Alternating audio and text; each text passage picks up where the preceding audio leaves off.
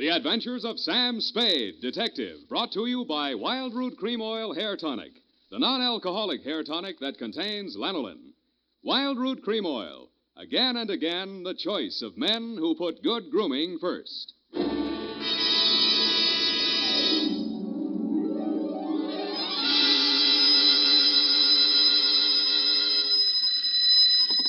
Sam Spade Detective Agency. Me, sweetheart. Oh, Sam, I got it. Got what, my pet? A bank book, Sam. Well, you must advertise in the Lost and Found right away, Effie, and find the owner. There might be sickness in the family. Oh, but it's your bank book, Sam. What? Uh-huh, it has your name on it. Samuel Spade, account number 4. It's a forgery. Somebody's trying to pin something on me. Lock it up and don't touch it until I get there. Oh, all right.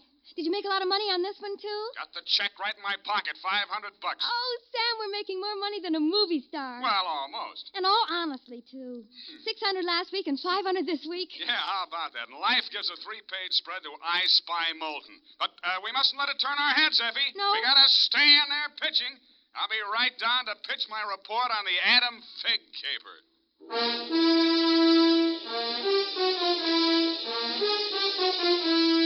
Dashiell Hammett, America's leading detective fiction writer and creator of Sam Spade, the hard-boiled private eye, and William Spear, radio's outstanding producer-director of mystery and crime drama, join their talents to make your hair stand on end with the adventures of Sam Spade.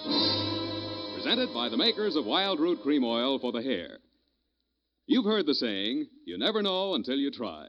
Well, you'll never know how handsome your hair can look until you try Wild Root Cream Oil. See for yourself how neatly and naturally Wild Root Cream Oil grooms your hair. Note how effectively it relieves annoying dryness and removes loose, ugly dandruff. You can get Wild Root Cream Oil Hair Tonic in either the big economy-size bottle or the handy tube. Or you can ask your barber to use it on your hair. But by all means, try it. Don't delay. Get it today. Wild Root Cream Oil. Again and again, the choice of men who put good grooming first. And now, with Howard Duff starring as Spade, Wild Root brings to the air the greatest private detective of them all in The Adventures of Sam Spade. Sam,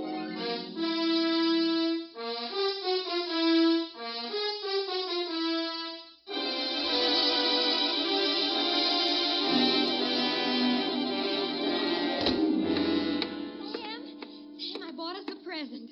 Oh, you're going to love it. Well, we gotta watch these expenses, Effie. There's always something. Yes, but this will be saving.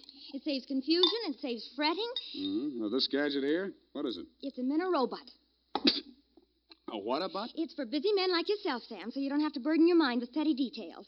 You see, it has this dial on it, right here. And you drop these little cards in this slot. You don't have to worry about that. That's for me to take care of. Oh, good. Then, when you come into the office, and supposing you have an appointment with Mr. Jones at 2 o'clock, and you forgot about it, you just dial 2 o'clock, and the little card pops out. And it says Mr. Jones on it. How do I remember to dial 2 o'clock? Oh. Well, maybe it's in the instruction book. But anyway, now go ahead, Sam, please. The card's right in there. Now, dial 2 o'clock. Go on, Sam. Let's see.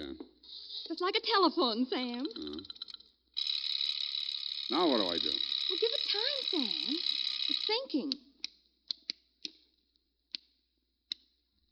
Must have forgotten. Jones. Mr. Jones. Effie, do you think it's dead? Oh, Sam, I don't understand it. It was working perfectly. Well, I'll take it straight back first thing in the morning. You'll have to. It'll never find the way itself. You got your book, sweetheart? Yes, Sam, I don't understand. It was working perfectly. Well, that's all right, honey. It doesn't matter. Date October 5, 1947, to Hillary Exxon, Esquire, from Samuel Spade, license number 137596. Oh, honey, it's only a memo robot. Subject, the Adam Figg caper. Dear Mr. Exxon, October 2nd in San Francisco was one of those days that you see blown off the calendar by a gust of wind in the movies to denote that time is passing. It was a day for scraping off the minutes with a fingernail file and wondering whether the display ad I'd paid for in the classified section of the phone book wasn't just a waste of money. It certainly wasn't the day I'd expect a leprechaun to walk into my office. He said his name was Adam Figg. He said he was the butler at Exxon Manor in Los Nidos. The limousine, Mr. Spade, is waiting to take you away. We mustn't keep them waiting, must we? Of course we mustn't. Who mustn't we? Why, Mr. Hillary, of course, sir. Oh, Mr. And Hillary. old Mr. Exon. The old gentleman is very ill. Dr. Figg's office is down the hall. Turn to your right, second door. Well, I assure you, sir, that Mr. Exon is the best of medical care. Your duty will be simple, to prevent his death. Do I donate blood or just frighten away the evil spirits? It isn't quite that, sir. Someone is trying to kill Mr. Exon. He's a very sick man, and I'm sure he'd prefer dying from natural causes. I get $25 a day in expenses. Here is an ample amount in advance. But you 100, should know, sir, that the old man is a nasty, cantankerous, villainous, crooked, intimidating... $500? Please, Figg, you're talking about the man I love. Los Nidos was at least an overnight caper, so on my way out, my lovely and charming secretary, Miss Perrine, handed me a brown paper bag which contained A, one pair of socks, darned, B, one shirt, ironed, and C, the apple which she always polishes for me the night before. We arrived at your large Southern-style mansion 2 hours later. Figg! Oh, Figg, where the devil have you been? The city, sir. I can't find the keys to the liquor closet. Where are all the maids? What happened to that cook we hired yesterday? Who is this man, and why is he wearing that necktie? This is Mr. Spade, sir, the detective. I'm Hillary Exon. Come in, please. Go on upstairs, Figg. See what that girl is doing to my father. I don't believe she's a nurse at all. Very good, sir. In here, Mr. Spade. Pardon the condition of the house. The old man has been firing the servants again. Your father, you mean? Yes. Every time he gets shot at, he fires all the servants. He gets shot at pretty often? About once a year, in the fall. You always hire a detective? No. Oh, dear. I'm not keeping you up, am I? No, excuse me, please. It's much worse this time. I can't get any sleep. Guns going off in the middle of the night. The whole household disturbed. When and where was he last shot at? Yesterday morning at about 1:30. I dug the bullet out of the woodwork myself, a .38 caliber, embedded in the door frame that leads to Miss Kaywood's room. That's his nurse. Was she with him at the time? No, Dad sleeps like a baby, full of sedatives. She sees to that. Shot come from outside? Yes, but we found nobody on the grounds. No traces of anybody. I don't know whether Dad knows who shot at him or not. He's such a closed-mouthed old devil. You don't care very much for your father, do you? To be frank, Mr. Spade, if hating weren't such an effort, I would despise him. He is without a doubt... Well, listen. Get out of here! There, that's just a sample. Well, come on, let's see what's eating him now. All right, now get out! Talk to me like that. I tell you, I won't stand for it. Well, you don't have to stand for it. Take that silly painted face out of my sight. Don't you dare to. Get out! I'm quitting. I'm quitting, Mr. Exon. I can't stand it another minute. Yelling, screaming, throwing things at You must have done something to set him off. But I didn't, I tell you. I didn't. This is Mr. Spade, Miss Kaywood. Oh, a detective? Will it make you happier to know that I'm a private detective, Miss Kaywood? Well, Mr. Spade, I only hope you can prevent a murder. If there's any way at all that I can help, Thanks. I'll see you downstairs after I've talked to the old man. You'd better go in alone, Spade. Oh, Miss Kaywood, do you have a throat spray downstairs? I seem to be congested. Oh, go away. Go away! Go away! Oh, well, wasting ammunition. Who are you? If you're a total stranger, come on in. Well, don't be afraid, son. Come on over where I can look at you. It's hard to keep my eyes open. Oh, I mustn't do that. Oh, so you're the detective, eh? That's right, Pop. If you want to take a little nap or something, I'll come back later. What did I say just now?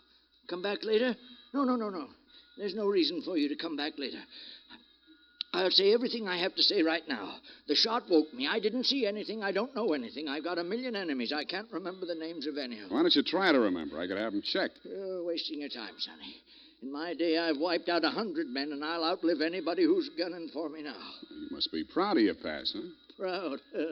Sonny, a past like mine is the finest thing an old man can have. I've swindled my partners and betrayed my friends. I've turned state's evidence just to see my associate get sent up for 20 years.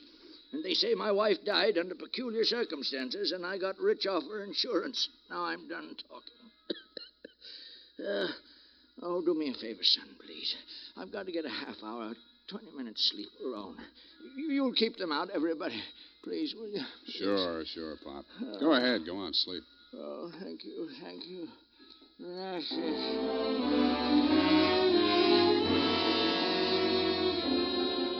closed his eyes, rolled over, and fell into a heavy sleep.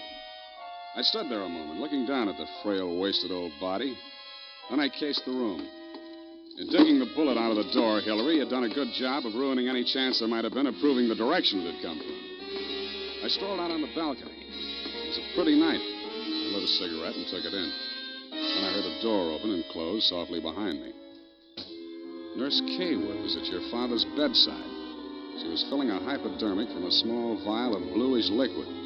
He didn't awaken when she jabbed it into his arm. Then she saw me standing in the doorway. She hastily dropped the medicine vial into her uniform pocket and came around the bed to meet me. Oh, Mr. Spade, oh, thank heaven. Why, when I saw you standing there in the half-night, I thought you might be... Thought I was who? Why, the man who fired the shot. There was a man? Well, I don't know. I didn't see it happened. I just assumed that... You shouldn't have done it. I warned you, Eleanor. Oh, we're disturbing him. Let's talk outside. Okay. Oh, it's good to breathe something besides sick room air. I thought you got used to things like that in your profession. Why are you so unfriendly, Mr. Spade? Nurses are human, aren't detectives? Try me, sweetheart. Oh, I know what you're thinking of me. But after a week in this horrible house, that poor old man, he's frightened. He's really frightened. What of? By the shots. 38 caliber or hypodermic? Surely you don't think that He's supposed to be under sedatives. The doctor's orders. Sorry, sweetheart. It's my job to suspect everybody. Can't you forget your job, even for a moment? Sure.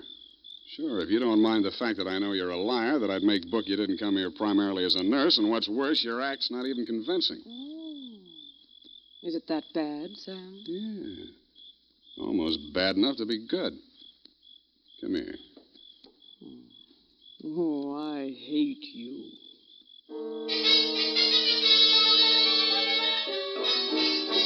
It was a very satisfactory love scene for both of us. For reasons of her own, Barbara wanted to keep me out of that sick room for a while, and she did. For reasons of my own, I wanted to get that medicine vial out of her uniform pocket, and I did. Then, as suddenly as we had fallen into love, we fell out again. After she'd gone to her room, I went back to my sentry duty around the house. Under a light on the front veranda, I examined the bottle from which Barbara had taken the injection for your father. It was labeled sodium thanatol and had been dispensed by a firm called Ibis Chemicals Limited in Cairo, Egypt. The scream filled the house, high and frenzied. I started running toward Barbara Kaywood's room. I slammed the terrace door open and found the light switch. Barbara was sitting upright in the center of a bed. Her face jerked up so abruptly that it seemed her neck had snapped. She clutched both hands to her chest and fell face down among the bedclothes, staining them with her blood.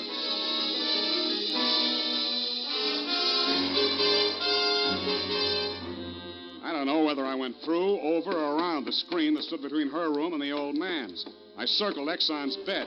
He lay on the floor on his side facing the window. I went outside. A .38 automatic lay on the ground a few yards away from the building. I put that into my pocket and listened. No shadows moving. Nothing. Then he was on me before I could be sure he wasn't a medium-sized tree. Break your back. Be the light. The warm stuff in my cheek might have been the thing's blood or mine. It gathered me up and bent me back and tore at my throat. Then I remembered that hands are stronger than fingers. I started with his thumbs.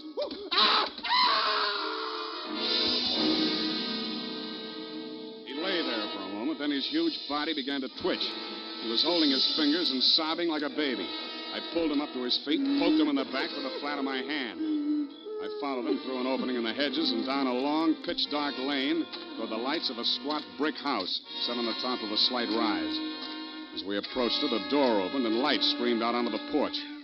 The tall man framed in the doorway was the last person in the world I expected to see. Ah, Marcus. You brought him. Oh, master, very delightful service, but have much pain in fingers. Always complaining, Marcus. Welcome, Mr. Spade. Come in, my dear fellow. Come in. I've been expecting you. Family fortune by blackmailing me.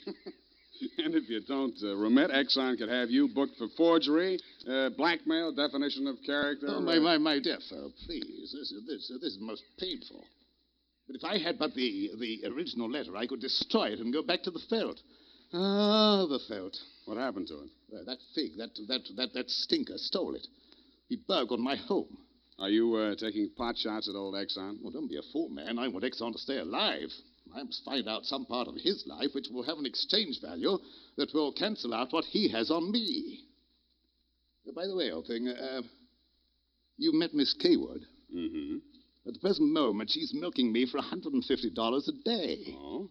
She's supposed to goad the old man by whatever means necessary into talking about his past. And that information she is to bring to me. Well, that ought to be easy. Exxon brags about his past. Now, so far, I've learned that Hillary Exxon stole 2 heifers at a livestock show in Abilene in 1906. I feel for you, Captain. That wouldn't get much on the current market, would it? My dear fellow, I've a proposition to make to you.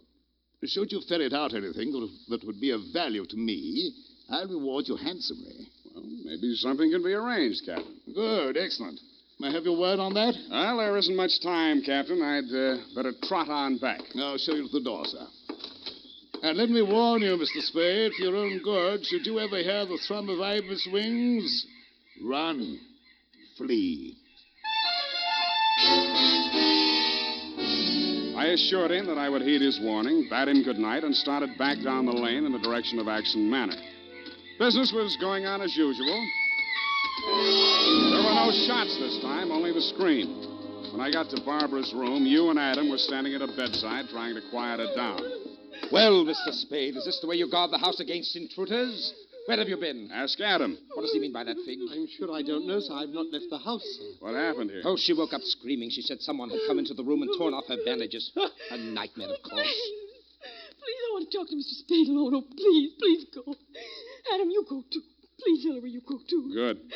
Some questions I want to ask you, sweetheart, alone. Oh, but look here, Spade, look here. She just had a terrific shock. She shouldn't be questioned. Well, the code of detective transcends that of the medical, Mr. Hillary. Perhaps he should have a few minutes alone with Miss Kaywood. Oh, very well, Figg. I suppose you know best. Remember what the doctor said, Miss Barbara. Not too much exertion. What happened, Barbara? Well, it could have been a dream. Somebody was standing over me in the darkness and peering down at me. And then he started to rip off my bandages, and I screamed. And when Figg came into the room and he turned on the lights, he was gone. It could have been a dream, Sam, and I could have been clawing at the bandages myself in my sleep. But you weren't. It wasn't a dream. I've been talking to Captain Sherry. And then I thought...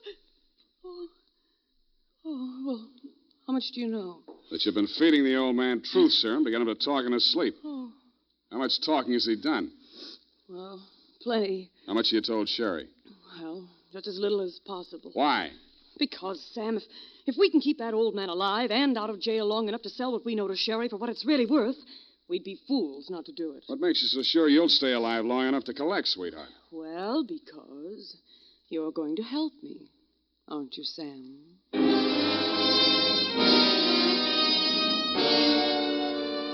So I helped her, but not for the reason she thought. I made a lot of noise leaving her room and going to mine. Going back, I didn't wear any shoes. I slipped into a clothes press in her room so quietly that even she didn't hear me.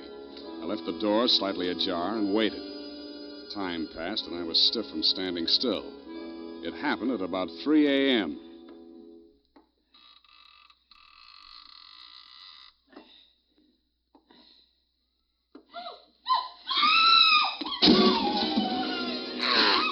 The crazy, feverish glare of his eyes told me that the threat of the gun in my hands meant nothing to him. I jumped to his side, twisted the knife away from him, picked him up in my arms, and carried him, kicking, clawing, and swearing, back to his bed. He lay there, breathing hard. Then he smiled. You're a smart one, Sonny. You had me figured out the first time you came in here, didn't you? Not quite, Mr. Exxon. The gun under your window was the clincher. That gun? Sure. I had it under my pillow all the time. I got tired of shooting into door frames. Look, you're dying, Mr. Exxon. There's no use trying to make up stories now. You're right, Sonny. I knew that nurse would sit up in bed after I fired tonight. And then I let her have it right through the screen. Why? You know why well enough. She was doping me up and sneaking in here at night, listening to what I was babbling about? Maybe you weren't saying anything important, Mr. Exxon. I might have, Sonny. I might have. 14 years ago, I killed my wife. I wanted to carry the secret to my grave.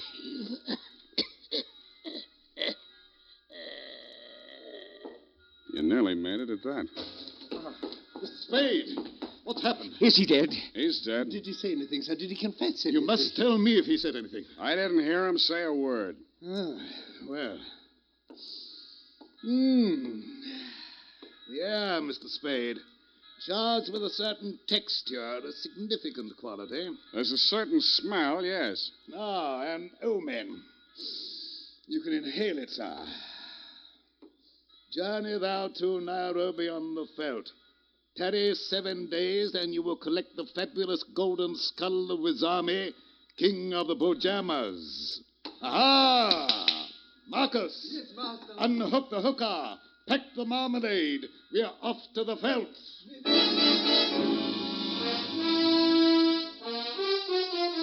Just then, a flock of birds broke across the horizon, screaming. There must have been thousands of them, but not ibis, Mr. Exxon. Vultures. I suppose if you're going to pay any attention to omens, it's a good thing to know your birds. Period. End of report.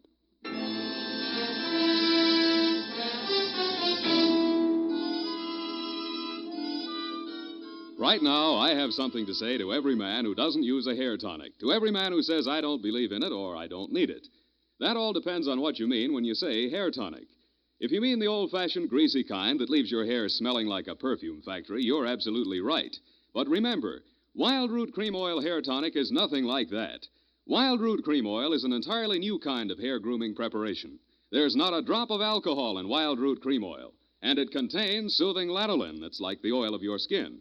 Most important, Wild Root Cream Oil grooms your hair the right way, neatly and naturally, never leaves your hair sticky or greasy. Get the big economy-size bottle and the handy new tube that's economical, easy to pack when you travel, and grand for the bathroom cabinet. Don't delay, get it today. Wild Root Cream Oil Hair Tonic. Again and again, the choice of men who put good grooming first.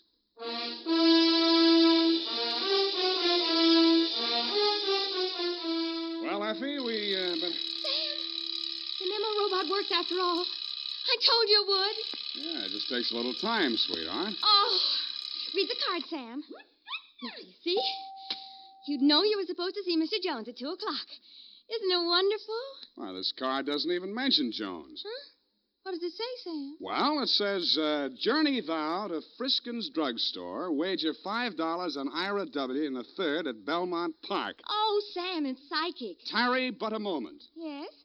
Thou wilt lose $5. Oh, good night, Sam. Good night, sweetheart.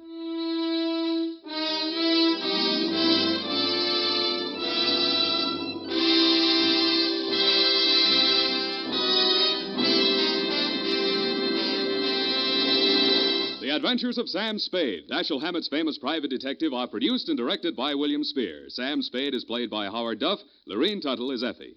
The Adventures of Sam Spade are written for radio by Bob Tallman and Gil Dowd, with musical direction by Lud Gluskin.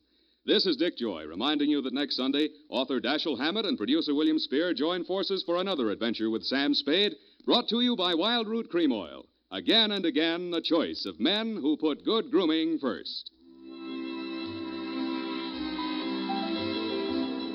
Smart girls use Wild Root Cream Oil, too, for quick, good grooming and to relieve dryness between permanents. Mothers say it's grand for training children's hair.